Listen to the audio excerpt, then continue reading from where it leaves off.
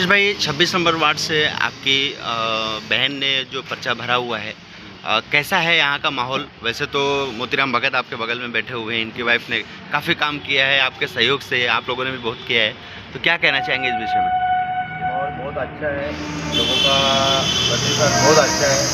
हमारे पैनल के ताल्लुकात से जैसा भी यासीन कुरैशी, वो भी आज 25 साल से नगर सेवक है, और मेरी भाभी दीपाली भगत जी वो भी आज 5 साल से यानी नगर सेविका है। तो जैसा हम अभी वार्ड में घूम रहे हैं, ये मेरा भाई है छोटा, मोतीराम के ताल्लुकात से आप ग्राउंड लेवल पे देखो, इसका काम है, यासीन भाई का काम है। तो ऐसे लोग पैनल में हैं कि हमारा पैनल के ताल्लुकात से मैं बोलना चाहूँ कि हम अच्छे भारी मतों से हम लोग जीत जाएंगे। और जनता को क्या ऐसा संदेश देना चाहेंगे? जनता जिस तरह से है, जैसे मोतीराम भगत जी यहाँ पर मौजूद हैं, आपके सामने बैठे हुए हैं, इनकी वाइफ जो है दीपाली भगत, वो काफ़ी उन्होंने काम किया है।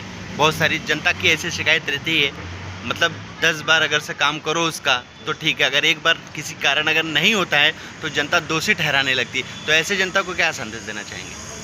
जनता को मैं ये बोलना चाहूँगा कि अभी अगर अपने प्रभाग में, अपने वार्ड में कुछ अच्छा होना है तो चारों को, तो शॉर्ट फॉर्म में यही बोलूँगा कि चारों को एक तरफा वोटिंग कीजिए। जी। और अगर जनता अगर सोचेगी कि बाबा इसको नहीं वोट मैं दूंगा, इसको दूंगी, तो उसका डैमेज होता है, पैनल के लिए तकलीफ होती है। अभी ऐसा है कि चारों को वोट देने के बाद 4 जब चुन के आते कैंडिडेट, हाँ, एक ही पार्टी से, तो काम अच्छे से होएगा। अच्छे से होगा। और हमने अभी जो आगे की रणनीति जो की है काम वार्ड के ताल्लुकात से, शायद ही कोई सोचा रहेगा हमको ऐसा हमारा प्रभाग सुधारना है। हाँ, यानी जनता को ये सोचना पड़ेगा कि अगर से एक ही पैनल के अगर 4 लोग हैं तो चारों को जिताते हैं तो आसानी से काम हो सकता है। यदि अगर से हम एक पैनल में 4 पैनल है, 4 में से एक पार्टी कोई और है, एक पार्टी कोई और, इस तरह से अगर चुनते हैं तो कामों में अड़चन आना ही आना है। तो ये जनता को सोचना है। जनता तो हमको अभी हम जहाँ पर भी जा रहे हैं तो हमारे से पहले ही बोलते हैं हमको मालूम है कौन कौन है, हम चारों को बिल्कुल वोट करेंगे। चलिए, ये बहुत अच्छी बात है। देखो अभी ऐसा है कि बिल तो आ रहे हैं, अभी सब जगह वही मसला चालू है। अभी अपन ये करना पड़ेगा, सोच समझ के बिजली इस्तेमाल करो तो बिल आएगी, सब अभी क्या करेंगे, दूसरा क्या कर पाएंगे बताइए। यहाँ पे जितने भी उम्मीदवार हैं अभी तक ये कल्पान बोल रहे हैं, हमको जीता तो हम तोड़ें का बिल कम कर देंगे, तोड़े लगा तो सकते नहीं है। मैंने तो ऐसा अभी फिलहाल तो मैंने नहीं, आपने ये बात नहीं कही। नगर सेवक का जो इलेक्शन चालू है उसको मैंने अभी तक तो सुना नहीं हूँ, मैंने नहीं सुना हूँ। नहीं, हम लोग टोरेंट को तो वैसे कोई नहीं हटा सकता। हाँ, ये कि संशोधन हो सकता है थोड़ा बहुत। जी। उस टाइम पे हमारे पे बहुत से दबाव आए थे, मगर इंशाल्लाह लोगों ने हमारे को साथ दिया था। फिर उसके बाद मैटर थोड़ा क्लोज हो गया। मगर ये कल मैं अभी बोलना चाहता हूँ तोरण पे, क्योंकि भिवंडी में अभी चालू हुई तो कॉन्ट्रैक्ट रहता है।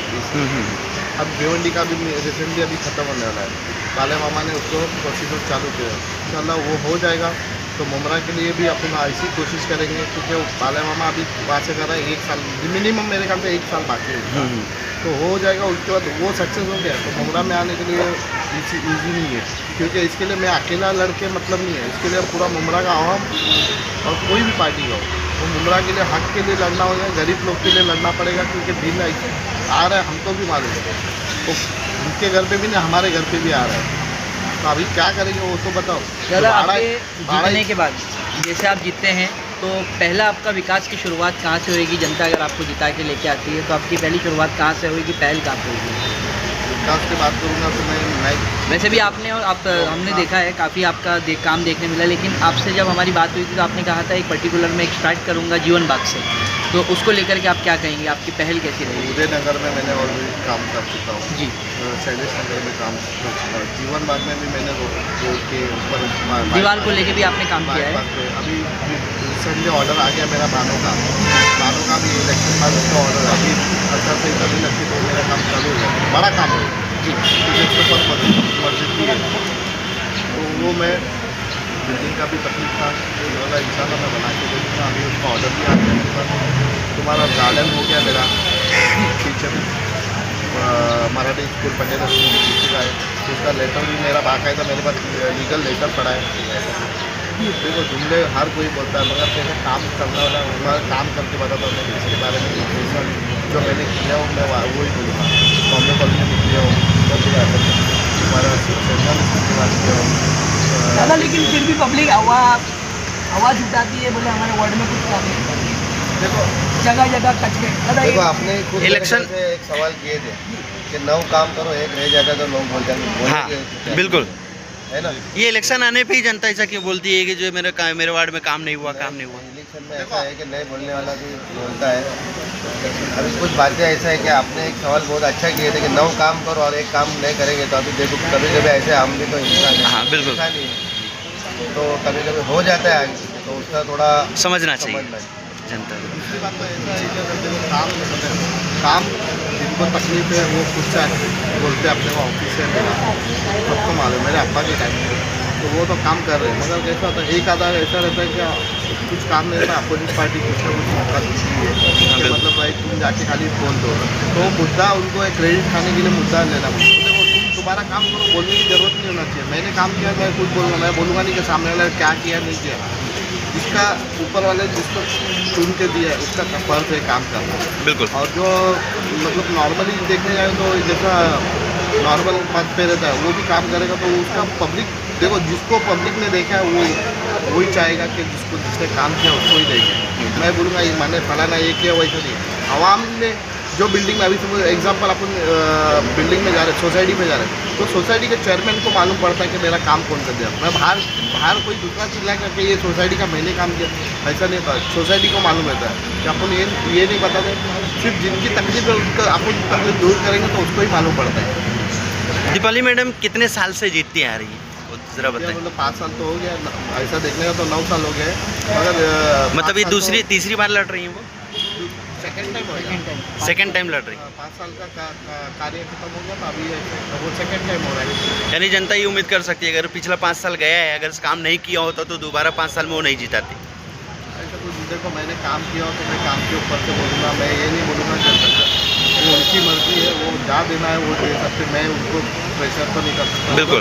उनका हक है, जो आधी रात को भी खड़ा रहता है उसको मैं ऐसा नहीं बोलता कि मैं मेरी वाइफ है तो मैं बोल रहा हूँ कि जो मैंने काम किया हो मैं इसकी डंके पे चोट पे बोलूँगा। और आवाम को भी पूछ सकते हो, आज थोड़े बहुत किधर के नहीं हुए तो ठीक है, वो मेरे को आके कोई बोलते तो मैं नहीं कर दूँगा, तो आप बोलो। बिल्कुल। दादा मुंबई स्टेशन पे एक समस्या ज़्यादा देखी जाती है ट्रैफिक। सबसे बड़ी समस्या ये है मुंबई स्टेशन की, जीवन बाग के पास में जो ट्रैफिक स्टार्ट होता है वो डब्बूबाजी से। अभी दूसरा मैं बोल रहा हूँ यूनियन भी हमारी तो उसमें बालू मामा और बहुत से जने हैं, तो उन लोग में जो टीम में कैसा होता है ड्यूटी पे जब रहते हैं ना उन लोग, जैसा सुबह से जो ड्यूटी पे रहते हैं फिर लंच टाइम में हम लोग छुट्टी मारते हैं, वो टाइम पर प्राइवेट रिक्शा है ना, देखो जो हमारे ट्रस्ट की वो जो है MM के अंदर लगती है हाँ जो हाँ, तो वो चीज़ प्राइवेट जो है ना वो प्राइवेट वाले बाहर रखते हैं और अंदर जो लीगल रहती है, तो उसमें हम लोग जैसा हमारे आदमी लोग हैं जो ट्रैफिक हटाते हैं, पुलिस वाले भी रहते हैं, ट्रैफिक पुलिस वाले भी सरकारी करते हैं, पर लंच टाइम होने के बाद उन लोग उनको मालूम है लंच टाइम कितने बजे तब तक वो लोग रिक्शा लेके आते हैं। फिर उसके बाद कैसा होता है रात का जो रिक्शा वाला होता है, रात में क्या होता है इनको भी देखो सबको घर है, सबको जल्दी रहती है। जाना ही है, तो उनका ड्यूटी खत्म होने के बाद उन लोग चले जाते हैं। उसके बाद रात में लोग प्राइवेट रिक्शा वाले आड़ी टेढ़ी मारते रहते हैं। तो इसमें आवाम मैं ये बोलना चाहता हूँ आवाम को भी, आप थाना में देखे होंगे जो लाइन से चलते रिक्शा पकड़ के, बिल्कुल। तुम आप वैसा मुमरा में नहीं है, ऐसा मुमरा में जनता को थोड़ा ज़्यादा जल्दी है। तो मैं ये आवाम से ये कहना चाहता हूँ आप सिस्टम में जब रिक्शा लग रही है आप सिस्टम में बैठो तो अपना मुमरा सुधरेगा। हमने देखा स्टैंड में रिक्शा कभी कभी लगी होती है लेकिन जनता स्टैंड तक पहुंच जाती है, अंदर तक पहुंच जाती है बैठने के लिए। अगर वो एक लाइन से चले तो सुधार आ सकता है थोड़ा। सबको मौका मिलेगा, सबको रोजी रोटी मिलेगा। बिल्कुल। हर कोई बीच बीच में गाड़ी घुसा देता है तो उसमें तकलीफ हो जाती है सबको। दादा अभी आज नए साल के अवसर पे आप अपनी आवाम को क्या मोटे से मुबारकबाद देना चाहेंगे, क्या कहना चाहेंगे आज? आवाम को बोलूँगा नया साल है, इसकी मुबारकबाद देता हूँ और ये चाहता हूँ कि ये नया साल भी हमको खुशी का मौका मिले हमारे चारों पैनल को। हमारे 26 नंबर वार्ड के सभी जनता को आवाम को ये कहना चाहता हूँ कि हमारे चारों कैंडिडेट मनीषा बाबाजी भगत, दीपाली मोतीराम भगत यासीन कुरैशी और इखलास कुरैशी, ये चारों कैंडिडेट तुतारी से चुनाव लड़ रहे हैं। इनको भारी मतों से आप विजयी बनाइए, बस यही कहना चाहता हूँ मैं सभी आवाम से। चैनल को सब्सक्राइब, लाइक, कमेंट, शेयर करें और बेल आइकन दबाना ना भूलें।